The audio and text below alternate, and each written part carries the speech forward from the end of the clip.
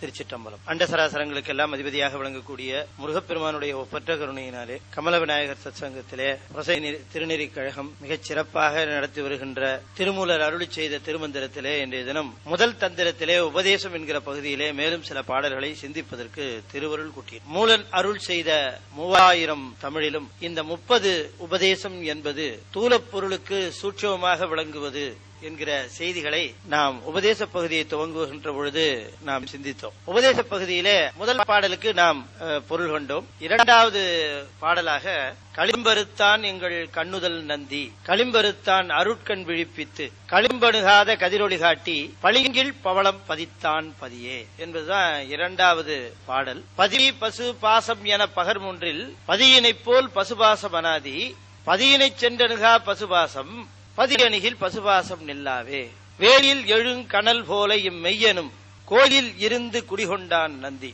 தாயின் மும்மலம் மாற்றி தயா என்னும் தோயமதா எழும் சூரியனாமே, சூரியகாந்தமும் சூழ்பஞ்சும் போலவே, சூரியகாந்தம் சூழ்பஞ்சை சுட்டிடா. எதுக்கு வரிசையா பாட்டு சொல்லிட்டு போயிட்டு இருக்கேன்னு நீங்க நினைக்கலாம். சரி, இப்படியே முடிச்சிருவார் போல உபதேச பகுதியா இல்லையா? தலைப்பயணம் சில பேர் கூட்டு போவாங்க. சொல்லும் போதே அச்சரப்பாக்கம், விருத்தாச்சலம், சிதம்பரம், மாயவரம், தஞ்சாவூர் பெரிய கோயில், திருச்சி தாய்மானவர் அப்படின்னு அந்த விளம்பரத்துல போட்டிருப்போம். ஆனா பஸ் போற வேகத்துல விருத்தாச்சலத்துக்கிட்ட வருகிற பொழுதே சொல்லுவோம், அதாவது விருத்தாச்சலம் பாத்துங்க, எல்லாரும் கோபுரத்தை பார்த்து தரிசனம் பண்ணுங்க, சரன்னு பஸ் போயிடும்.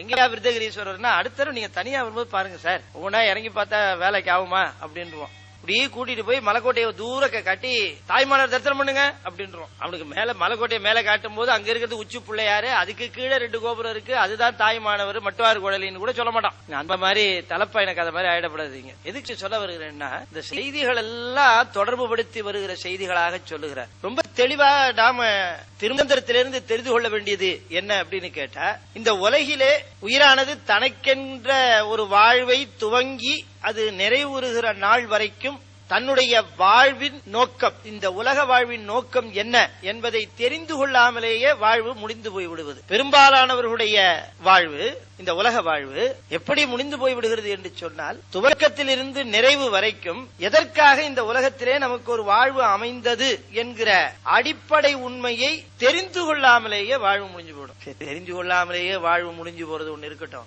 அடிப்படை உண்மை ஒன்று இருக்கு அப்படின்னு தெரிந்து கொள்ளாமலேயே முடிந்து போயிடும். ரொம்ப பேருக்கு அடிப்படை உண்மை என்னங்கிறது தெரியாம போகும், சில பேருக்கு அடிப்படை உண்மை ஒண்ணு இருக்கு அப்படிங்கறதே தெரியாம போயிடும். மற்றவர்கள் மாதிரி பிறப்பதும், மற்றவர் மாதிரி வாழ்வதும், மற்றவர் மாதிரி மடிவதும் என்கின்ற ஒரு நிலை மீண்டும் மீண்டும் பிறப்பை ஏன் தருகிறது என்று சொன்னால், எதற்காக உலக வாழ்வு வருகிறது என்று தெரிந்து கொள்ளும் வரைக்கும் வந்துகிட்டே இருக்கும். இந்த பிறப்புல தெரியாம போச்சு, திரும்பவும் வரும். அடுத்த பிறப்புல தெரியாம போச்சு, திரும்பவும் வரும். பிறப்புகள் தொடர்ந்து வந்து கொண்டே இருப்பதற்கான காரணம், பிறப்பினுடைய நோக்கம் தெரிந்து கொள்ள வேண்டும் என்பதற்காகத்தான். பிறப்பினுடைய நோக்கம் தெரிந்த அந்த நொடியே அந்த நோக்கத்தை அடைய வேண்டும் என்று பிறக்கின்றவர்களுக்கு சிவம் துணை செய்யும். அதுதான் அடிப்படை உண்மை. திருமந்திரம் அதைத்தான் சொல்லுகிறது. களிம்பருத்தான் எங்கள் கண்ணுதல் நந்தி. கண்ணுதல் நந்தி என்று சொன்னால் நெற்றியிலே கண்ணுடைய சிவபெருமான் அப்படின்னு. நுதல் என்று சொன்னால் நெற்றி என்று பொருள், கண்ணுதல் என்று சொன்னால் நெற்றியிலே கண் கொண்ட பெருமான் அப்படிங்கிறது அதுக்கு பொருள். நந்தி என்பது சிவனை நந்தின்னு கூப்பிடுறது திருமூலருடைய வழக்கம். அது திருமூலருக்கு மட்டுமே இருக்கக்கூடிய மரபு. நந்தின்னு வேற யாரும் திருமுறையில எங்கும் அவ்வளவு பரிச்சயமா கூப்பிடுறது. திருமூலர் மட்டும்தான் நந்தின்னு அங்க எல்லாம் கூப்பிட்டா ரிஷபத்தை தான் குறிக்கும். ஆனா திருமூலர் மட்டும்தான் சிவனையே நந்தின்னு கூப்பிடுவார். கண்ணுதல் நந்தி என்று சொல்லுவார். களிம்பருத்தான் எங்கள் கண்ணுதல் நந்தி அப்படின்னு. இந்த களிம்பு என்று சொல்லக்கூடிய ஒன்று குற்றம் என்கிற பொருளைப்படும். களிம்புன்னா குற்றம். இந்த குற்றத்தை அறுத்தான் கண்ணுதல் நந்தி என்று சொல்லுகிறார். கண்ணுதல் நந்தி என்று சொல்லுகிற பொழுது குற்றத்தை அறுக்கக்கூடிய வல்லமை உடையவன் சிவன் ஒருவன் தான். அதனால சிவனுக்கு சிறப்பு பெயராக அடைமொழியாக சொன்னார், நுதலிலே கண் உடையவன் என்ற அடையாளத்தை சொல்லுகிறார். களிம்பருத்தான் எங்கள் சிவன், களிம்பருத்தான் எங்கள் மகேஸ்வரன், களிம்பருத்தான் எங்கள் சிவபெருமான் இல்ல, களிம்பருத்தான் எங்கள் கண்ணுதல் நந்தி. அது ஒரு அடையாளம் சொன்னதுக்கு காரணம் என்னம்னா, அந்த அடையாளமே சிவபெருமான் ஒருவன் தான் இந்த செயலை செய்ய வல்லவன். தமிழ்ல கருத்துடை அடைகொழி அணி அப்படின்னு ஒண்ணு உண்டு. அதாவது ஒரு அடைமொழி ஒன்று சொல்ல பெறுகிற பொழுது அந்த அடைமொழியினாலே வந்தவர் தன்னுடைய கருத்து என்ன என்பதையும் தெளிவுபடுத்துவது. அவரைத்தான் அட்ரஸ் பண்றார், அவரைத்தான் கூப்பிடுறார். அவரை கூப்பிடுகிற பொழுது என்ன அடைமொழியோடு சொல்லுகிறாரோ அந்த அடைமொழியில என்ன நோக்கத்திற்காக தான் வந்திருக்கிறோம் என்பதையும் சொல்லிடுறது. அதுக்கு பேரு கருத்துடை அடைகொழி அணி. உதாரணமா ஒருத்தருக்கு ஒருத்தட்ட டொனேஷன் வாங்க போறதுக்காக போயிருக்கேன்னு வச்சுக்கோங்க. நானு ஒரு கோயில் சமாச்சாரம் அல்லது ஒரு விழா சமாச்சாரம், அவரை பார்க்க போய் வருகிறவர்களுக்கெல்லாம் வாரி வழங்குகிற வள்ளலே உங்களை காண வந்திருக்கிறேன் அப்படின்னா என்னங்க அர்த்தம்? நானும் வாங்கறதுக்கு தான் வந்திருக்கிறேன், எனக்கு நீங்க வாரி வழங்கணும், அதான பொருள். சுந்தரமூர்த்தி சுவாமிகள் திருவொற்றியூர் உள்ள அப்படி வலமா வந்தார். வலமா வருகிற பொழுது ஒற்றீச பெருமானை தரிசனம் பண்ணிட்டு அப்படி சுத்தி வருகிறார். மண்டபத்துல அடியார்கள் எல்லாம் மலர் தொடுத்து கொண்டு இருக்கிறார்கள். ஒரு 4 கால் மண்டபத்துல சுற்றிலும் திரைச்சீலையால மூடிட்டு இருக்கு. அந்த திரைச்சீலையால மூடி இருக்கக்கூடிய அந்த மண்டபத்துல திரைச்சீலையை விலக்கி ஒரு அம்மையார் எட்டி பார்த்தாங்க. மலர்களினாலே மாலை தொடுத்து கொடுத்து சிவபெருமானுக்கு அணிவிப்பதற்காக கொடுத்தாங்க. அவங்க எவ்வளவு நாளைக்கு கொடுத்தாங்கிறத சேக்கிழார் ரொம்ப தெளிவா சொல்லுகிறார். ஒரு மண்டபத்துல மலரை தொடுத்து கொண்டிருக்கக்கூடிய ஒரு மங்கையானவள் மற்றவர்கள் கண்ணுக்கு படாதவாறு உள்ளே இருந்து மலர்களை தொடுத்து கொண்டிருக்கிற அந்த பெண்மணி அன்பு நாரா அஞ்செடுத்து நெஞ்சு தொடுக்க அலர் தொடுத்தே என்புள்ளூருக்கும் அடியாரை தொழுது வேறிடத்தே. அடியார்கள் எல்லாம் மண்டபத்துல மலர் தொடுத்து கொண்டிருக்கிறார்கள். அவங்க தொடுத்து கொண்டிருக்கிறதெல்லாம் பார்த்துக்கிட்டே போகிறார். போகிறவர் 4 கால் மண்டபத்துல 4 பக்கமும் மறைத்துக் கொண்டு உள்ளே இருக்கிறாங்க யாரோ ஒருத்தர். இவர் போற நேரம் ரொம்ப சரியா அமைஞ்சது. எப்படின்னு கேட்டா, அந்த திரைச்சீலையை அந்த சீலை 4 பக்கமும் அடைப்பா போட்டிருக்க அந்த திரையை நீக்கி வெளியில ஒரு பெண்ணானவள் எட்டி பார்த்து மாலையை கொடுத்து அங்கே இருக்கிற ஒருவரிடம் இதை பெருமானிடம் சேர்ப்பியுங்கள் என்கிற குறிப்போடு தருகிறாள். சொல்லல, பேசல, குறிப்போடு கொடுக்கிறாள். அதே சேக்கிழார் பெருமான் எப்படி சொல்லுகிறார் என்று சொன்னால், என்பு உள்ளூருக்கும் அடியாரை தொழுது வேறிடத்தே முன்பு போல முதல்வனார் சாத்தும் பணி கொடுத்தே மின்போல் மறையும் சங்கிலியார் தமை விதியால் கண்ணுற்றார். சங்கிலி நாச்சியார பார்த்தார்னா எப்படி பார்த்தார்? விதியால் கண்ணுற்றார். எவ்வளவு நாளி அந்த அம்மா கொடுத்தாங்க? மின்போல் மறையும். மின்போல்னா மின்னல் போல. மின்னல் எத்தனை நாள் இங்க நீடிக்கும்? Fraction of second. அப்படி கொடுத்துட்டு அப்படி உள்ள போயிட்டாங்க. மின்னல் தான். மின்போல் மறையும் சங்கிலியார் தமை கண்ணுற்றார், இல்ல விதியால் கண்ணுற்றார். அந்த பிராக்ஷன் ஆஃப் செகண்டுக்குள்ள அந்த அம்மையார் வருவதற்கும் இவர் வருவதற்கும் அவங்களை பார்ப்பதற்கும் மிகச் சரியாக பொருத்தம் அமைந்தது என்று சொன்னால் அது சிவபெருமான் அமைத்த விதியினால் மட்டுமே நிகழுமே தவிர எதேச்சையா நடக்காது. It's not accidental, it's coincidental. நாம எல்லாத்தையுமே எதேச்சையாக. ஆனா அடியார்கள் சொல்லுவாங்க எதேச்சையாக சொல்ல மாட்டாங்க. சிவபெருமான் திருவருளினாலே அப்படிம்பாங்க. இங்கே அப்படிதான் நிகழ்ந்தது. மின்போல் மறையும் சங்கிலியார் தமை விதியால் கண்ணுற்றார். மின்போல் மறையும்னா பிராக்ஷன் ஆஃப் செகண்ட்ல மறைஞ்சு விட்டாங்கன்னா அந்த டியூரேஷனுக்காக மட்டும் சொல்லல. இன்னொன்னு சொன்னார், அந்த அம்மா பார்த்த உடனே மின்னல்ல இருக்கிற மாதிரி 40,000 கிலோ வோல்ட் ஷாக்கு இவருக்கு வந்துதான். அதனால மின்னல்.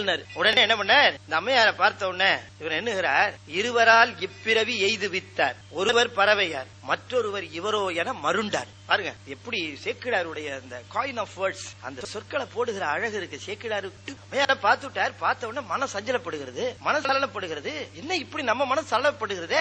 சலனம் ஆகாதே நம்ம மனசு சலனப்படுகிறதேன்னு ஒண்ணு இவருக்கு உடனே தோணுச்சு. 2 பேர்னால இந்த பிறப்பு வந்தது நமக்கு. நம்ம முன்னை பிறப்பினுடைய அவர் டீடைல்ஸ் எல்லாம் அவருக்கு தெரியும். ஆட்கொண்ட போதே சொல்லிட்டார் சுவாமி. ஒருத்தி பறவையார் மற்றொருத்தி இவ்வளோ என மகிழ்ந்தார், இல்ல மருண்டார். சரி, இந்த அம்மையார் தான் போல இருக்கு நமக்கு அப்படின்னுட்டு என்ன பண்ணார், இந்த அம்மையாரை திருமணம் செய்து கொள்ள வேண்டும்.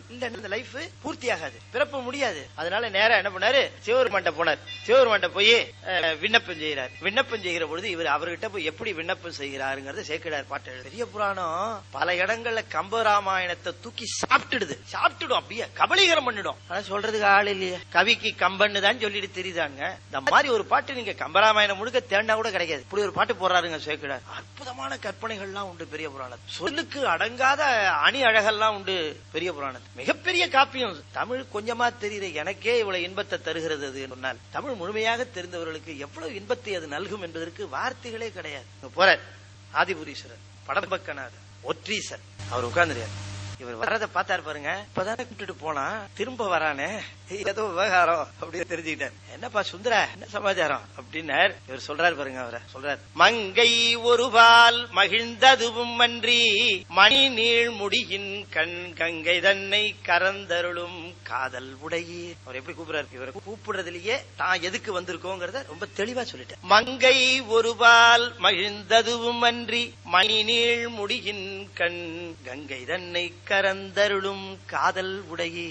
இங்கு நுமக்கு திருமாலை தொடுத்து என் உள்ளத்தொடை அவிழ்த்த திங்கள் வதன சங்கிலியை தந்து என் வருத்தம் தீரும் என்ற பாட்டுல என்ன அற்புதமான செய்தி. இந்த ஒரு பாட்டு சொன்னா திரும்ப சொல்ல முடியாது, எதுக்கு சொன்னேங்கிறதுக்காக சொல்றேன். அப்ப ஒருத்தரை அட்ரஸ் பண்ணுகிற பொழுது சிவபெருமானை அவர் விண்ணப்பிக்கிறார். விண்ணப்பிக்கின்ற பொழுதே சிவபெருமானை உரிய முறையிலே அழைக்கின்றார். அந்த விழிக்கின்ற முறை, அந்த அழைக்கின்ற முறையிலேயே தான் எதுக்கு வந்திருக்கிறோங்கிறத ரொம்ப தெளிவா சொல்லுகிறார். மங்கை ஒருவால் மகிழ்ந்ததுவும் அன்றி, ஒரு பாதியிலே ஒரு மங்கையை நீ வைத்து மகிழ்ந்து கொண்டிருக்கிற பொழுதே கங்கை தன்னை, கங்கை என்கிற மற்றொருத்தியை சடையில் கறந்து செஞ்சடையிலே அவளை மறைத்து வைத்து காதல் செய்கின்ற பெருமானே அப்படின்னு கூப்பிட்டார். ஏன்பா இதையெல்லாம் இப்ப கிளப்பிட்டு இருக்க, உனக்கு என்ன வேணும் அதை சொல்லுன்னார் அவர். இங்கு நுமக்கு திருமாலை தொடுத்து என் உள்ளத்தொடை அவிழ்த்த, உனக்கு மாலை தொடுத்துக்கிட்டே இருக்கிற மாதிரி இருந்து நான் உள்ள உனக்காக உறுதியாக வைத்திருக்கிற மாலையை அவிழ்த்துட்டா அந்த பெண்ணு. என்ன அற்புதம் பாருங்க தமிழ். இதுக்கு என்ன பேருன்னு சொன்னா விரோத அணின்னு பேரு. ஒரே பாட்டுல 2 அணி வச்ச வில்லாதி வில்ல நம்ம சேர்க்கிறார் ஒருவன் தான். என்ன அற்புதம், என்ன அற்புதம் இந்த ஒரு பாட்டு. ஒரு பாட்டை விட்டீங்கன்னா நான் 3 மணி நேரம் விளக்கம் சொல்லுவேன். உலகலாம் அடி எடுத்து கொடுத்தார் சிவபெருமான்ங்கிறது பாட்டுக்கு பாட்டு உண்மை. விரோத அணிங்கிறது என்னன்னா, ஒரு செயல் நிகழ்ந்து கொண்டிருக்கிற பொழுதே அதற்கு மாறாக இன்னொரு செயல் நிகழ்ந்து கொண்டிருக்கும். இதுக்குதான் விரோத அணினே பேரு. ஒன்று நடந்து கொண்டிருக்கிற பொழுதே இன்னொன்னு அதற்கு எதிர்மாறான செயல் ஒன்று நடந்து கொண்டிருப்பதாக சொல்லுகிற அழகுக்கு விரோத அணின்னு பேரு. அதாவது 2 ஒரே வேலையில நடக்கும். உதாரணம் சொன்னா உங்களுக்கு புரியும். இப்ப இவர் காலையில வேலை கிளம்புவார். வேலை கிளம்புற பொழுது ரொம்ப டென்ஷன்ல இருப்பார். சென்னை வாசிக்க காலையில வேலைக்கு போகும்போது இருக்கிற டென்ஷன் கேட்கணுமா உங்களுக்கு எல்லாம் ரொம்ப தெளிவா புரியும். 9 மணிக்கு அவரை போய் பாத்திரக்கூடாது யாரும். அந்த நேரத்துல யாராவது ஒரு புத்தாலி போய் பார்த்தானா அவன் தொலைஞ்ச அத்தோட. எப்பவுமே பார்க்க போறவங்க எப்ப போகணும்னா மாலை நேரத்துல அவர் எப்ப இருப்பாரு தெரிஞ்சிடும். காலை நேரத்துல அவங்க ஆபீஸ் போற டென்ஷன்ல போய் பார்க்க கூடாது. அவர் அந்த டென்ஷன்ல இருக்காரு, கிளம்புற டென்ஷன்ல இருக்காரு. ஏமா எங்கம்மா இங்க வச்ச கைக்குட்டியை காணோம் அப்படின்னு கேட்டார். அந்த அம்மா அங்க இருந்து பதறிட்டே வந்து துவச்சு போட்டிருக்காங்க, வந்ததே இருக்கும், உனக்கு அறிவு இருக்கா, மூளை இருக்கா, உனக்கு இருக்கிறது ஒரு கர்ச்சிஃப், அதை நான் ஆபீஸுக்கு எடுத்துட்டு போனோம், அதை போய் துவச்சு போட்டேங்கிறிய, நான் என்ன பண்றது. திடீர்னு போயிட்டார். ஆபீஸ் போனாரு, எல்லாம் முடிச்சாரு. சாயந்தரமா திரும்பி வந்தார். திரும்பி வருகிற பொழுது இப்ப கொஞ்சம் அப்படியே ரிலாக்ஸா வராரா. என்ன இருந்தாலும் காலையில மனைவியை கோச்சுக்கிட்டு தப்பு அப்படின்னு வரும்போதே இந்த அம்மையார் வாசல்ல நிக்கிறாங்க. அவர் வந்த உடனே கையில இருக்க பேக வாங்க உள்ள கையாளெல்லாம் தண்ணி அடி கையாளு உட்கார்ந்து அப்படி கொண்டு அற்புதமா ஒரு தட்டு அவருக்கு பிடிச்ச வெங்காய பகோடா அதை சுட சுட அப்படி தட்டுல வச்சு மூக்க தொலைக்குது நெஸ்கேஃப் வாசனை அதை அப்படியே பக்கத்துல வச்சு சாப்பிடுங்க. என்ன பகோடா எல்லாம் பண்ணு உங்களுக்கு பிடிக்கும். காலையில உன்னை கோச்சுக்கிட்டேன்ல சாரிமா, அதனால என்னங்க நினைச்சாலும் நீங்க தான் அழைச்சாலும் தப்பு தானே, இந்தாங்க அப்படின்னு ஒரு கவர் பகோடா தின்னுட்டே கவரை வாங்கி பார்த்தா 2 புது கர்ச்சீஃப் அதுல இருக்கு. பரவாயில்லையே 2 கர்ச்சீஃப் கேட்டோன்னு வாங்கிட்டு வந்து. என்னமா வேலை, இது விலைக்கு வாங்கினது இல்லைங்க, 10,000 ரூபாய் பட்டு புடவை வாங்கினா ஒரு கர்ச்சீஃப் ஃப்ரீ, நீங்க 2 கர்ச்சீஃப் கேட்டீங்க, பட்டு புடவைக்கு பட்டு புடவையும் ஆச்சு, ஆளை தண்டிக்கிறதுக்கு தண்டிக்கவும் ஆச்சு. அடுத்த தடவை இவர் வேர்க்குதுன்னு சொல்லுவாரா, இவருக்கு அப்ப வேர்த்தது பாருங்க குப்புன்னு. இதுக்கு பேரு விரோத அணின்னு பேரு. வீட்லயே ஒரு விரோத அணி வளர்ந்துகிட்டே இருக்கணும். அதாவது ஒரே சமயத்திலே இருவேறு நிகழ்ச்சிகள் ஒன்றுக்கொன்று மாறுபட்டவை ஒரே நேரத்தில் நிகழ்வதாக சொல்லுவது. இந்த இடத்துல சங்கிலி நாச்சியாரு மாலைய தொடுத்தாங்களாம் சிவபெருமானுக்கு. மாலையை அவங்க தொடுத்துக்கிட்டே இருக்கிற பொழுது மன உறுதி என்கிற மாலைய சுந்தரமுசாமிகிட்ட அவுத்து விட்டாங்களாம். எப்படி ஒரு மாலையை தொடுத்துக்கிட்டே இன்னொரு மாலையை அவிழ்க்கிறது. நான் இப்ப பெரிய புராணமா சொல்ல முடியும். திருமந்திரம் எதுக்கு இவ்வளவு பில்டப் அப்படின்னா, இந்த கண்ணுதல் நந்தின்னு ஒரு வார்த்தை போட்டார் இல்லையா. இந்த கண்ணுதல் நந்தின்னு ஏன் போட்டாருன்னா, சிவபெருமானுக்கு இந்த நெற்றிக்கண் என்கின்ற ஒன்று இருக்கு பாருங்க. சிவபெருமானுக்கு பல அடையாளங்கள் மற்ற தெய்வங்களில் இருந்து வேறுபடுத்தி காட்டுவதற்காகவே சிவபெருமான் ஒருவனே முழுமுதற் பொருள், சிவன் ஒருவனே கடவுள், சிவன் ஒருவனே பதி, ஒன்றே கடவுள் ஒன்றே பதி, ஒருவன் என்னும் ஒருவன் காண்க, ஒருத்தன் தான் கடவுள். யாராரு சதாசிவர், மகேஸ்வரரு, உருத்திரரு, திருமால், பிரமன் எல்லாமே நம்மளை போல உயிர்கள் தான். எல்லாமே உயிர்கள். சிவன் ஒருவன் தான் பதி, ஒண்ணுதான் கடவுள். நாம் மயங்க கூடாது. மிக உயர்ந்த ஆன்மாவாக இருக்கிறது தான் பிரம்மாவாகுது, திருமால் ஆகுது, அதுக்கப்புறம் உருத்திரன் ஆகுது, அதுக்கப்புறம் மகேஸ்வரன் ஆகுது, அதுக்கப்புறம் சதாசிவன். சதாசிவன் வரைக்கும் ஆன்மாவையே ப்ரமோட் பண்ணி கொண்டு போறார் அந்த ஸ்டேஜ் வரைக்கும். இவர் ஒருவர் தான் பதி, ஒண்ணுதான் பதவியில் இல்லாதது. பதவி இருக்குன்னு சொன்னா அது பதி இல்ல. இதுல மறுச்சி இருக்கக்கூடாது. சைவ நெறியிலே சித்தாந்த சைவத்தை உணர்கின்ற நமக்கு ஒன்றே கடவுள்ங்கிற கொள்கையில எந்த விதமான மாறுபாடான கருத்துமே நமக்கு இருக்கக்கூடாது. சிவன் ஒண்ணுதான் கடவுள், சிவன் ஒருவன் தான் கடவுள், சிவன் ஒருவன் தான் வணக்கத்திற்கு உரியவன். அதை குறிக்கிற அடையாளங்கள் சிவன்ட்ட நிறைய. அது ஒரு அடையாளம் நெற்றிக்கண். அது வேற யாருக்கும் நெற்றிக்கண் சொல்லப்பெறாது. என்ன காரணம் என்று சொன்னால், நெற்றிக்கண் ஒன்றுதான் 3 கண்ணோட்டங்களாக இருக்கக்கூடிய முழுமையான காட்சியை நிறைவு செய்யும். ஒரு நிழலுக்கும் நிஜத்துக்கும் நான் இன்னைக்கு விளக்கி சொன்னேன் நினைக்கிறேன். இந்த நிழல்ங்கிறது 2 டைமென்ஷனல், நிஜம்ங்கிறது 3 டைமென்ஷனல் சொல்லியிருக்கிறேன். இதான் டிஃபரன்ஸ். நிழல் என்பது நீளமும் அகலமும் உடையது, நிஜம் என்பது நீளம் அகலத்தோடு ஆழமும் உடையது. The third dimension. 3 கண்ணோட்டம், நீளம் அகலம் ஆழம். இந்த 3 கண்ணோட்டம். அதனாலதான் சிவபெருமான் ஒருவனுக்குத்தான் நீளம் அகலம் ஆழம் என்பது போல 3 கண்ணோட்டங்கள் உண்டு. அதுதான் நிஜ கடவுள். மித்த எல்லாருமே அவனுடைய முருகப்பெருமானுடைய நிழல் கடவுள்கள் 2 டைமென்ஷன். யார் அறிவார் எங்கள் அண்ணலின் பெருமையை, யார் அறிவார் இந்த அகலமும் நீளமும், வேறறியாத பெருஞ்சுடர் ஒன்றதின் வேறறியாமை விளம்புகின்றன. திருமூலர் பாட்டு பின்னால வருது, ரொம்ப அற்புதமா சொல்லுகிறார். கண்ணுதல் நந்தி என்று சொல்லக்கூடிய பெருமான் ஒருவன் இருக்கிறானே, அவன் ஒருவனுக்குத்தான் களிம்பை அறுக்கக்கூடிய வல்லமை உண்டு, மித்த யாராலையும் முடியாது. மித்த கடவுளர் எல்லாம் உங்களுக்கு வேணுங்கிற மற்ற சௌரியங்களை செய்து தரலாம், அதுவும் அவங்கிட்ட இருந்து அந்த பவரை வாங்கிட்டு செய்யறாங்க. கடவுள் எத்தனையோ உதவி செய்யறாங்க. ஒரு வங்கிக்கு போனா அந்த கேஷியர் தான் பணம் தருவார் இல்லையா, பணத்தை வாங்கிக்கிறோம். வாங்கின உடனே கேஷியரை பார்த்து, கேஷியரே உங்களை போல உண்டா, இன்னைக்கு இந்த பணத்தை நீங்க கொடுத்திருக்கீங்களே, எனக்கு இது எவ்வளவு உதவ போகிறதுன்னு தெரியுமா, உங்களை உயிர் நாள் உள்ளவரை நான் மறக்க மாட்டேன் அப்படின்னு யாராவது பணம் வாங்குறவங்க கேஷியர்ட்ட சொல்றாங்களா? ஏன் சொல்றது இல்ல? இவர் என்ன கொடுக்கறது, என் அக்கௌண்ட்ல பணம் இருந்தது எடுத்து கொடுத்தாரு அப்படித்தானே சொல்றோம். ஆக மற்ற கடவுளர் எல்லாம் உங்களுக்கு செல்வம் தருகிறார்கள், மற்றவற்றை தருகிறார்கள் என்று சொன்னா உங்க அக்கௌண்ட்ல என்ன இருக்கோ அதை செய்கிறார்கள், அவ்வளவுதான் உங்களுடைய வல்லமை. உங்க அக்கௌண்டே மாத்தக்கூடிய வல்லமை சிவன் ஒருவனுக்கு தான் உண்டு. புரியுதா உங்களுக்கு? அதுதான் சிவனுடைய வல்லமை. களிம்பு அறுத்தானாரு, மற்ற கடவுளால அதை செய்ய முடியாது. காரணம், மற்ற கடவுளருக்கும் களிம்பு உண்டு. நீங்க ரகசியமா வச்சு, சதாசிவருக்கே ஆணவத்தினுடைய சாயல். யாருக்கு? சதாசிவ. இப்ப நமக்கு ஆணவம் எப்படின்னா பெருங்காயத்தை டப்பா முழுக்க வச்ச மாதிரி, சதாசிவருக்கு பெருங்காயம் எல்லாம் தீந்து போன டப்பா மாதிரி. பெருங்காயம் தீந்து போன டப்பால பெருங்காயம் இருக்காது, ஆனா என்ன இருக்கும்? வாசனை இருக்கும். வாசனா மலம் ஒண்ணு. பெருங்காயம் இருந்ததுன்னா சாம்பார் வைக்கலாம், வாசனை வச்சுட்டு என்ன வைக்கிறது? சாம்பார் வைக்க முடியுமா? அது காரியப்படாது. சதாசிவர்கிட்ட ஆணவம் இருக்கலாம், காரியப்படாது. ஆனா நம்ம கிட்ட இருக்கிற பெருங்காயத்தை வச்சு சாம்பார் என்ன பெரிய விருந்தே வைக்கலாம் இல்லையா? ஆக அவங்க கிட்ட இருக்கு. ஏன் இருக்கு அங்க? சதாசிவருக்கு ஏன் சார் இருக்கு நீங்க கேட்கலாம். காரணம், சதாசிவரும் பதவியில இருக்கார். யார் பதவியில இருந்தாலும் ஆணவம் இருக்கு. அதனால நம்ம நால்வர் பெருமக்கள் சொன்னாங்க, எனக்கு எந்த பதவியும் வேணாப்பா, எந்த ப்ரமோஷனும் வேணாப்பா, கூடும் அன்பினில் கும்பிடலே அன்றி வீடும் வேண்டா விரலின் வழங்கினார். சிவன் ஒருவன் தான் ஆணவம் இல்லாதவன். என்ன காரணம் சொல்றாரு மாணிக்கவாசகர்? தன் பெருமை தானறியா தன்மையாளன். 1000 இருந்தாலும் என் பெருமை எனக்கு தெரியும். எப்படி வந்தேங்க நீங்க இப்ப டிராபிக்ல சும்மா அப்படி புந்து வந்துட்டேன் சார் அப்படின்னு என் பெருமையை நான் சொல்லித்தான் தீரணும் இல்லையா? தன் பெருமை தானறியா தன்மையாளன். என்ன அற்புதமான ஒரு இந்த மாதிரி இறைவனை வர்ணிச்ச ஒரு வாக்கியம் இந்த உலகத்துல 5 கண்டத்துல உண்டான்னு எனக்கு தெரியல. பயங்கி போனாரியா ஜீவ் போப்பு.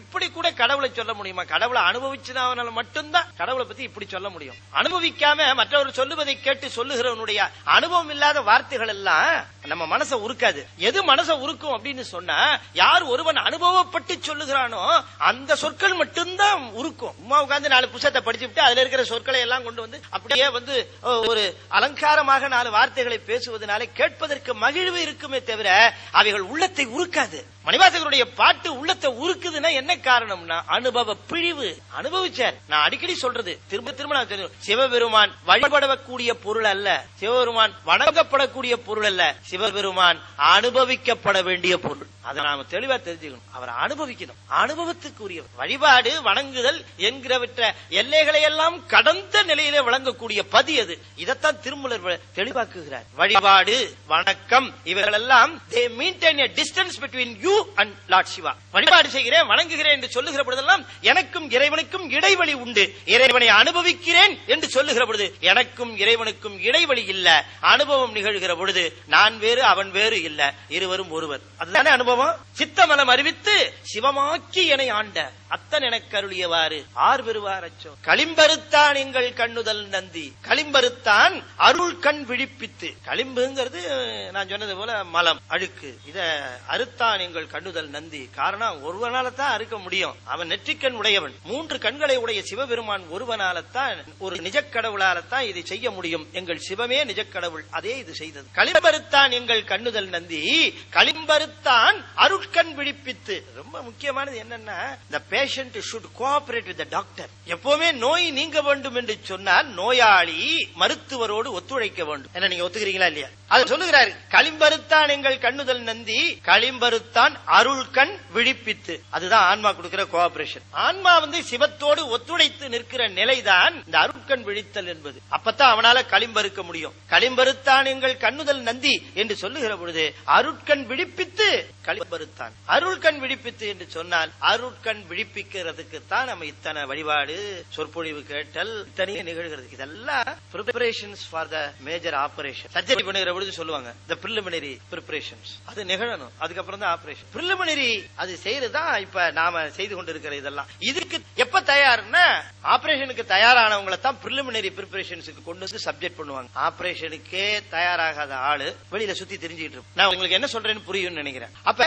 களிம்பருத்தான் எங்கள் கண்ணுதல் நந்தி, களிம்பருத்தான் அருட்கண் விழிப்பித்து களிம்பணுகாத கதிரொளி காட்சி. சார் அவர் வந்து எங்களுக்கு ஆபரேட் பண்றாரு, அவருக்கு பாதகம் ஏற்படுமா? மருத்துவர் வந்து ஆபரேட் பண்ணி மருத்துவம் செஞ்சிட்டு இருந்தாருன்னா அவருக்கு இன்ஃபெக்ஷன் ஆகிறதுக்கு வாய்ப்பு அதிகம். அதனால எல்லா மருத்துவர்களும் இன்ஃபெக்ஷனுக்கு எகென்ஸ்டா தங்களை பாதுகாத்துக்கணும். இல்லைன்னா கொஞ்ச நாள் அவங்க படுத்துருவாங்க. நோயாளிகளை நோய் தீர்க்கிற மருத்துவருக்கு நோயே வராதுன்னு நினைச்சிடாதீங்க. அவங்களுக்கு தான் அதிகமான பாசிபிலிட்டிஸ் நோய் வருது. அவங்க எப்படி காத்துக்கிறாங்க அதெல்லாம் பெரிய அவங்க ரகசியம். அது ஒரு மருத்துவர் ஒரு நாளைக்கு 20 பேஷண்ட பாக்குறாரு அப்படின்னு சொன்னா 20 நோயாளிகளை பார்க்கிறாருன்னா 20 விதமான நோய்களை பார்க்கிறார். 20 விதமான நோய்களினுடைய வைரஸ் அவர் தன்னை பாதுகாத்து அதுக்கு தக்க மருத்துவம் பண்ணிக்கணும். அவர் மருந்து சாப்பிடும். அதனால நோயாளிக்கு மருந்து கொடுக்கிற மருத்துவர் தானும் மருந்தை உண்ண வேண்டும். இல்லைன்னா இவருக்கு இன்ஃபெக்ட் ஆயிடும். அது மாதிரி சிவபெருமானுக்கு ஏதாவது நம்மள எல்லாம் மலம் இருக்கிறாரே, களிம்பு இருக்கிறாரே, அவருக்கு ஏதாவது வருமானாரு அதுக்கு சொல்றாரு களிம்பு அணுகாத கதிரொளி காட்டின். அவருக்கு இன்ஃபெக்ஷனே கிடையாது. களிம்பு அணுகாத கதிரொளினர். எல்லா மருத்துவமும் இப்ப அவர் பண்றது என்னன்னா இன்ஃபெக்டே ஆகாத லேசர் டார்ச். எல்லாம் லேசர் டெக்னிக்ல தானே இப்ப எல்லாமே வருது. அது அப்பவே சொல்லிட்டாரு கதிரொளி காட்டினர். அது என்ன கதிரொளி? அன்இன்ஃபெக்டட் கதிரொளி. கதிர்னா இப்ப சொல்லுகிற ஊதா கதிர், நீல கதிர், அல்ட்ரா வயலட் கதிர், புற ஊதா கதிர். அல்ட்ரா வயலட் அதான் அந்த கதிரொளி. அருணகிரிநாதர் ரொம்ப அற்புதமா இரு நோய் மலத்தை சிவ ஒளியால் மிரட்டி எனை இனிதா அழைத்தது முடிமேலே இணைதாள் அழித்துனது மயில் மேல் இருத்தி ஒளி இயல்வேல் அழித்து மயில் இருவோ. முருகனை பார்க்கறதுக்காக ஒரு கோயில் போனார். ஒரு 10 மினிட்ஸ் சொல்றாரு. ரொம்ப அற்புதமா இருக்கும். அந்த முருகனை பார்க்க போகிற பொழுது கோயில தரிசனம் பண்ணதுக்காக போனார். போன முருகனுக்கு முன்னால நின்ன உடனே தட தட தடன்னு அருவி மழையா கூட்டம் அவருக்கு சந்த கவி. அங்க போனோன்னு பேசாம நின்றுட்டு இருந்தார். முருகனை தரிசனம் பண்ணிட்டே இருந்தார். முருகன் திருப்புழ பாடுவான்னு பாத்துட்டே நான் ஆரம்பிக்கவே இல்லை. என்ன அருணகிரி என்னப்பா அப்படின்னாரு. சாமி உங்கள்ட்ட ரொம்ப நாளா ஒண்ணு சொல்லணும்னு நினைச்சிட்டு இருந்தேன். சொல்லப்பா ரொம்ப நாளா ஒரு ஆசை உங்கள்ட்ட கேட்கணும்னு நினைச்சிட்டு இருந்தேன். கேளு. உனக்கு கூட ஆசை இருக்கா? ஆமா சாமி இருக்கு. கேளு. சாமி நீங்க தருவீங்களா? என்ன இப்படி ஒரு ஐயா உனக்கு? நிச்சயமா தருவேன். நிச்சயமா தருவீங்களா? சத்தியமா தருவேன். சத்தியமா தருவீங்களா? உண்மையா தருவேன். இருந்தாலும் எனக்கு கொஞ்சம் யோஜனையா இருக்கு சாமி. கேட்கறது சரியா தப்பா?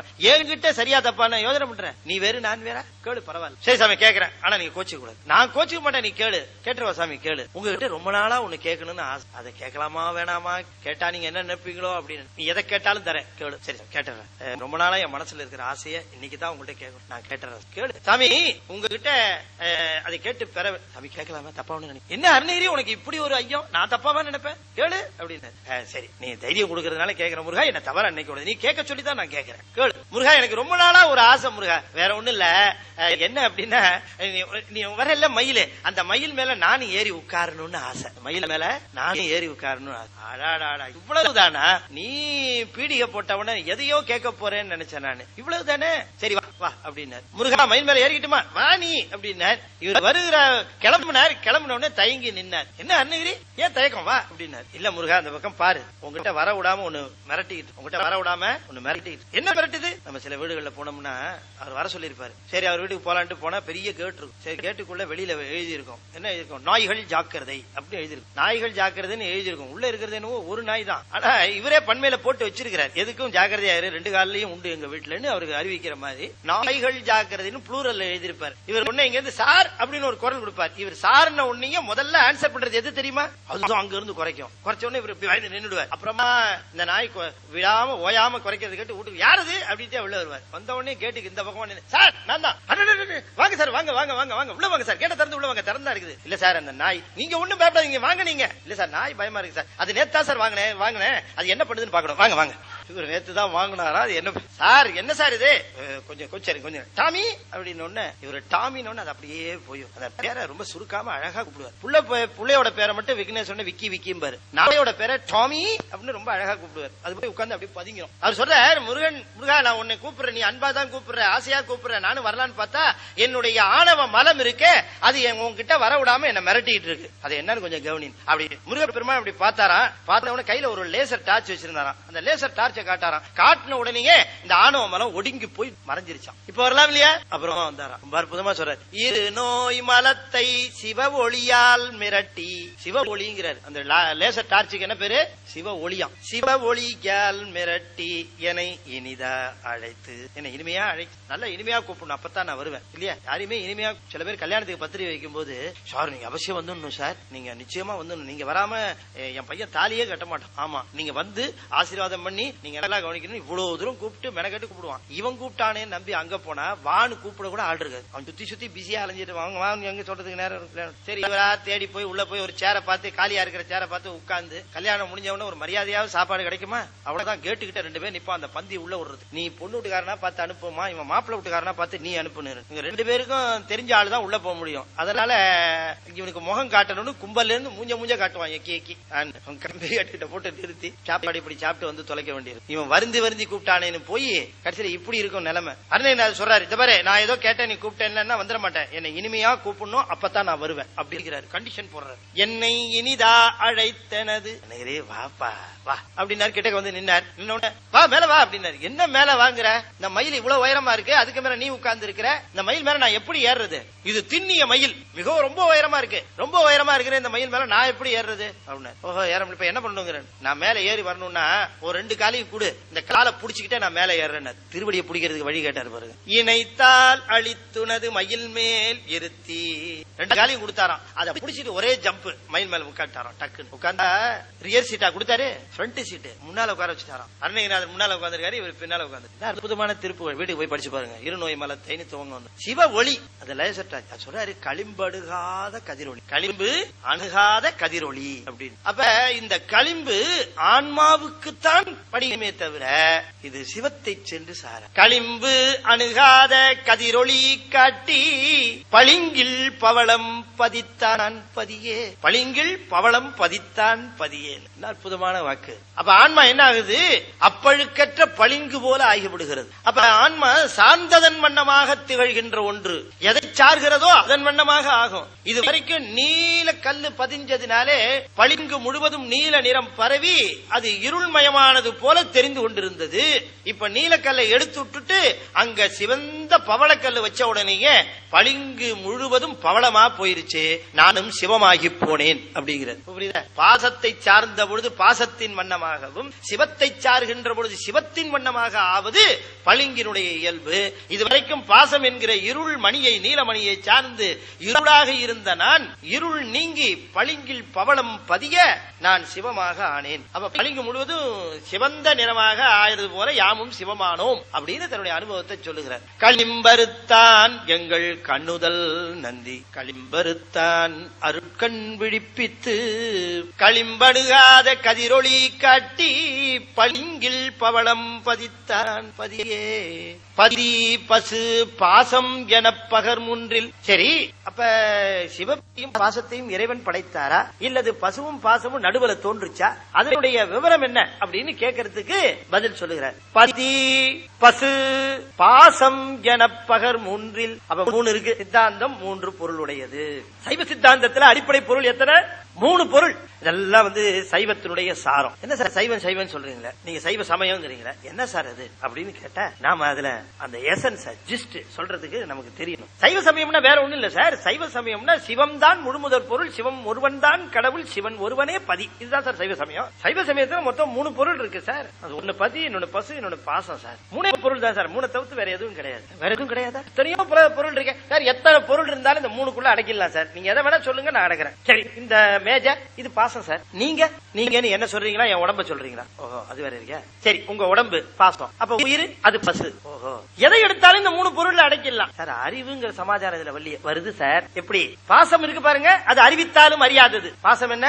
அறிவித்தாலும் அறியாதது. இப்ப எத்தனை நாள் இதுக்கு திருமந்திரத்தையும் திருப்புகழையும் நான் சொன்னா கூட, நாளைக்கு சாயந்தரம் இதே நேரத்தில் இங்க வந்து இந்த மைக்க பார்த்து, மைக்கே நேற்று உன்னிடம் ஒரு திருப்புகழ் சொன்னனே, அருணகிரிநாதர் சொன்ன திருப்புகழ், அதை தயவு செய்து 5 வரிகளுக்கு மிகாமல் எனக்கு சொல்லவும் அப்படின்னு நான் கேட்டேன்னா நீங்க தான் என்ன தப்பா நினைப்பீங்களே தவிர மைக்க தப்பா நினைக்க. நல்லா இருந்தாரு நேத்து வரைக்கும், என்ன ஆச்சோ பாவம் ஐயோ அப்படின்னு என்ன இது அறிவித்தாலும் அறியாது. நமக்கு நல்லா எவ்வளவு தெளிவா தெரியுது. நான் எதுக்கு இதை ஜோக்க சொல்றேன்னா, நமக்கு அவ்வளவு தெளிவா இந்த சமாச்சாரம் தெரியுது. என்ன தெரியுதுன்னா, இது அறிவித்தாலும் அறியாது. சரி, இப்ப இங்க ஒருத்தர் வந்திருந்தார். அவரு திருமந்திரத்தை பத்தி எதுவும் தெரியாதவர். ஏதோ இந்த பக்கம் போனார், ஏதோ சொல்றாங்களே அப்படிங்கிறதுக்காக உள்ள வந்தார். அப்புறம் திருமந்திரம் அந்த செய்திகளை எல்லாம் தெரிஞ்சுக்கிட்டு, ஓ திருமந்திரத்துல சிவன் தான் முழு முதற் பொருள், அவன் ஒருவன் தான் கடவுள்னு சொல்றாங்க, தெரிஞ்சுட்டு போனார். மறுநாள் இன்னொருத்தர் கேட்டா, எங்கயா நேத்து போயிருந்த அப்படின்னா, நேத்து இந்த கமல விநாயகர் பக்கம் போனேன், அங்க ஒரு மண்டபத்துல ஏதோ சொற்பொழி நடந்துச்சு. என்ன சொன்னாங்க அங்க, அது வரைக்கும் தெரியல அவருக்கு. ஆனா அன்னைக்கு நான் அறிவித்த உடனேயே அவர் அறிந்து கொண்டார். எனவே அவர் யாருன்னு கேட்டா, அறிவித்தால் அறிவது.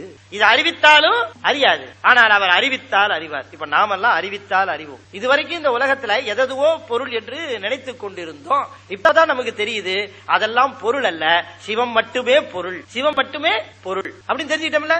அறிவித்தால் அறிவது பசு, அறிவித்தாலும் அறியாதது பாசம். மூணாவதா ஒரு பொருள் உண்டு, அறிவிக்காமலேயே அறிவது. அதுக்கு யாரும் போற அறிவிக்க வேண்டிய அவசியம் இல்ல, அது அறிவிக்காமலேயே அறிவது. அதனுடைய சன்னதியில 1000 பேர் நின்னாலும் 1000 பேர்த்துல ஒவ்வொருத்தருடைய பக்தி என்னன்னு அதுக்கு யாரும் அறிவிக்க வேணாம், அது அறியும். சாயந்தரம் 6:30 மணிக்கு இங்க திருவொற்றியூர்ல ஒற்றீச பெருமானுக்கு சாயரட்ச பூஜை கொடுத்தாலும் அறியும். அதே நேரத்தில் ராமேஸ்வரத்துல சாயரட்ச பூஜை கொடுத்தாலும் அறியும். அது ஒரு சேர அறியக்கூடியவள், அது சிவன் ஒருவனுக்குத்தான் உண்டு. புரியுதா உங்களுக்கு?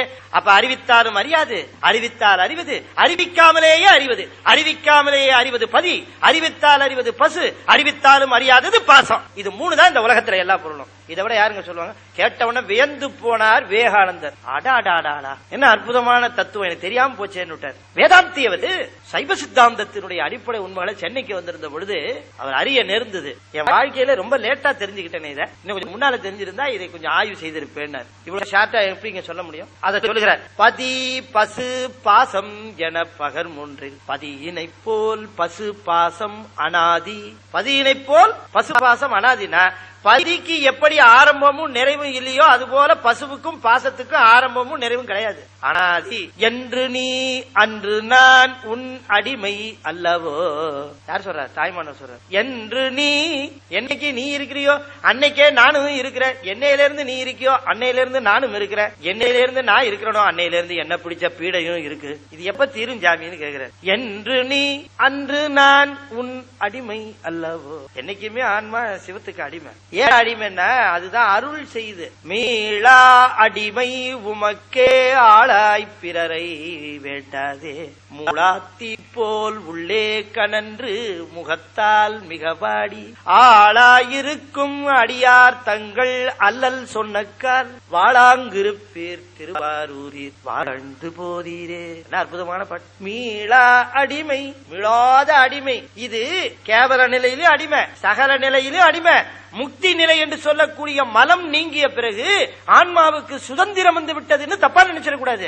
மும்மலம் நீங்கிய பிறகு இதுக்கு சர்வ சுதந்திரம் வந்துருச்சுன்னு நினைக்க கூடாது. மும்மலம் நீங்கிய பிறகும் கூட இது பதியிடம் அடிமையாக இருந்து பேரானந்தத்தை பெற்றுக்கொண்டே இருக்கும். அதை நாம மறந்துடக்கூடாது. மும்மலம் நீங்கின உடனே இது சர்வ சுதந்திரம் பெற்று இதுவும் சிவமாக ஐந்தொழில் படைக்கிற வல்லமை வந்து விடுகிறதுன்னு தவறா எண்ணிடக்கூடாது. இப்ப இந்த ஒரு இடத்துல இருள் இருக்கு. இருள் இருக்கிற பொழுது அது என்ன பண்ணும்? இருள் என்ன பண்ணும்? பொருளை மறைக்கும், தன்னை காட்டும். ஒரு அறைக்குள்ள ஒரு புத்தகம் எடுத்துட்டு சொன்ன ஒரு பையனை, அவன் போன உடனே இருட்டாரு, ஒண்ணு புத்தகம் தெரியல, சுவிட்ச் எங்க இருக்குது. அவன் ஓடி வந்து சொன்னான், எங்கடா புத்தகம்னு கேட்டா. அந்த ரூம் முழுக்க இருட்டா இருக்குது அப்படின்னா. நான் புத்தகம் இருக்கான்னு கேட்டா அவன் வேற ஒண்ணு இருக்குங்கிறான். நான் கேட்டது புத்தகம் இருக்கான்னு. அவன் என்ன இருக்குங்கிறான்?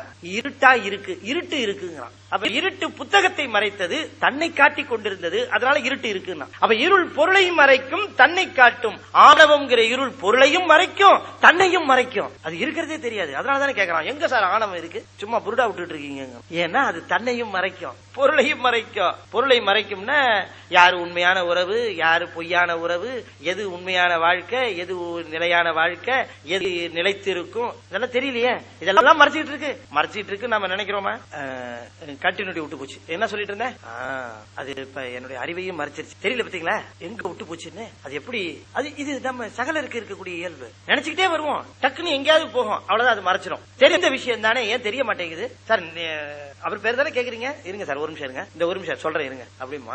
சொல்லுங்க சார், பரவாயில்ல. இல்ல சார் இங்க நிக்குது சார், இங்க வர மாட்டேங்குது. எங்க நிக்குதா? இங்க வந்து நிக்குதா? அது இங்கே நிக்கல, இங்கே நிக்கல, அங்க விழுந்திருக்கு தர லிப்டாலதான் தெரியும். என்ன வரலமேங்கிறீங்க இந்த ஆணவத்துக்கு? ஆணவம் அகங்காரம் நீங்க நினைக்காதீங்க. ஆணவம் வரும்போது சொல்றேன், நான் விளக்கி சொல்றேன் ஆணவத்தை பத்தி. ஆணவம்னா அகங்காரமா பேசுறது ஆணவம் இல்ல. இல்ல கவலைப்படுறது இருக்கு பாருங்க, அது ஆணவம். நமக்கு வேணுங்கிறவங்களுக்கு ஏதோ ஒரு துன்பம் வந்துருச்சு, நீங்க வருத்தப்படுறீங்க, கவலைப்படுறீங்க. எதனால அந்த கவலை வருது தெரியுமா? ஆணவத்தினால. ஏன் ஆணவத்தினால கவலைன்னா, என்னவோ நீங்க தான் அவருக்கு கார்டியன் மாதிரியும், அவருக்கு துன்பம் வந்தா உங்களாலதான் நீக்க முடியுங்கிற மாதிரியும், அந்த துன்பத்தை நீக்கக்கூடிய வல்லமையும் அக்கறையும் உங்க ஒருத்தருக்கு தான் இருக்குங்கிற மாதிரியும் நீங்க வருத்தப்பட்டு இருக்கீங்க. இந்த ஆன்மா இங்க வரதுக்கு முன்னாடி இத பத்தி கவலைப்பட்டது யாரியா? உனக்கு இப்பத்தானே ரீசெண்டா தெரியும் இந்த ஆன்மாவை. அது எங்க இருந்தது, எத்தனை கோடான பிறவிகள் எடுத்தது, அப்ப எல்லாம் கவலைப்பட்டது யாரு? இப்ப ரொம்ப கவலைப்படுற, அது ஆணவத்தினுடைய அடையாளம். கவலைப்படுறது, ஒருத்தர் பிரிஞ்சு போனா வருந்துரும், இந்த வருத்தம் ஆணவத்தினுடைய மற்றொரு அடையாளம். என்ன பிரியறதுக்காக வருத்தப்படுற? எப்ப நீ சேர்ந்து இருந்த? இல்ல சார் இப்போ 2 மாசமா, இல்ல சார் இப்போ 20 வருஷமா நானும் ரொம்ப இணைவா பிரிஞ்சவன. 20 வருஷத்துக்கு முன்னாடி, 200 வருஷத்துக்கு முன்னாடி, 2000 வருஷத்துக்கு முன்னாடி யாரோ நீ யாரோ. இப்ப எப்ப இந்த ஞானம் வரும்? அப்ப இந்த மாதிரி பிரிவுக்கு வருந்துவது, விகாரத்திற்கு வருந்துவது. ஆணவத்தை சைவ சித்தாந்தம் அனலைஸ் பண்ண மாதிரி வேற யாரும் அனலைஸ் பண்ணது இல்ல. ஆணவம்னா நாம என்ன நினைக்கிறோம்? அகங்காரம், கர்வம், என்னாலதான் முடியும் நினைக்கிறது மட்டும்தான் ஆணவம். இல்ல இல்ல, ஆணவத்துக்கு கிட்டத்தட்ட 7 முகம் இருக்கு. ஒவ்வொரு சமயம் ஒவ்வொரு முகத்தை காட்டும். அப்ப 3 பொருள் இருக்குன்னு தெரிஞ்சு போச்சு. பதி, பசு, பாசம். இந்த 3ல அறிவு சார்பா பார்க்கிற பொழுது அறிவித்தால் அறியாதது, அறிவித்தால் அறிவது, அறிவிக்காமலேயே அறிவு. இந்த அறிவிக்காமலேயே அறியக்கூடிய பதிங்கிறது எப்பொழுதும் இருக்கிற பொருள் நமக்கு தெளிவா தெரியும். அதே மாதிரிதான் இந்த பசுவும் பாசமும் எப்பவும் இருக்கிற பொருள்.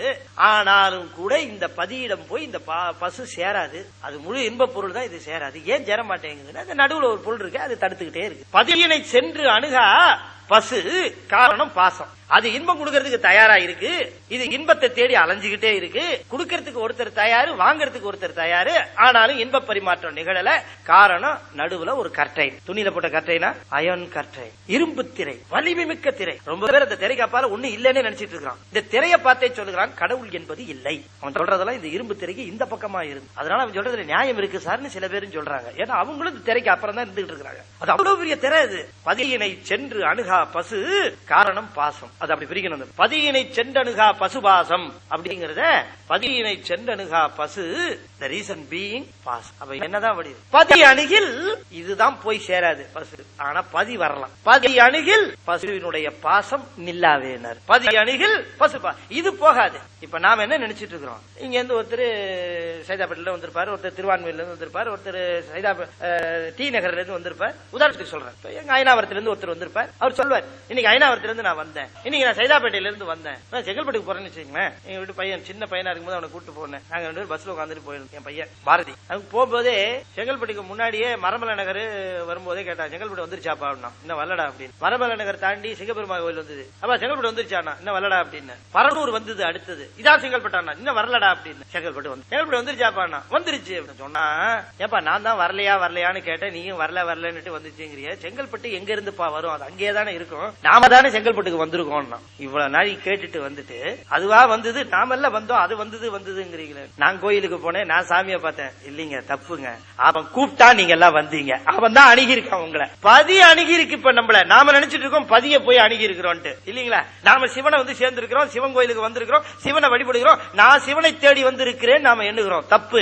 சிவன் நம்மளை தேடி வந்திருக்கிறான்னு அர்த்தம். பதி அணுகில் அணுகி இருக்கு. அது எவ்வளவுக்கு எவ்வளவு வேகமா அணுகுதுங்கிறது தான் நம்முடைய அத்தனை நம்முடைய நேரம் அவனுக்கு ஒதுக்கப்படுகிற நேரம். அவன் நம்ம மேல கருணை வச்சாதான் நாம அதிகமான நேரம் அவனுக்கு ஒதுக்க முடியும். என்ன அற்புதமான வரிங்கிறீங்க. தொடர்ந்து அடுத்த பாடல்களை நாம் தொடர்ந்து சிந்திப்போம் என்று சொல்லி இந்த அளவில் நிறைவு செய்கின்றேன். நன்றி, வணக்கம். திருச்சிற்றம்பலம்.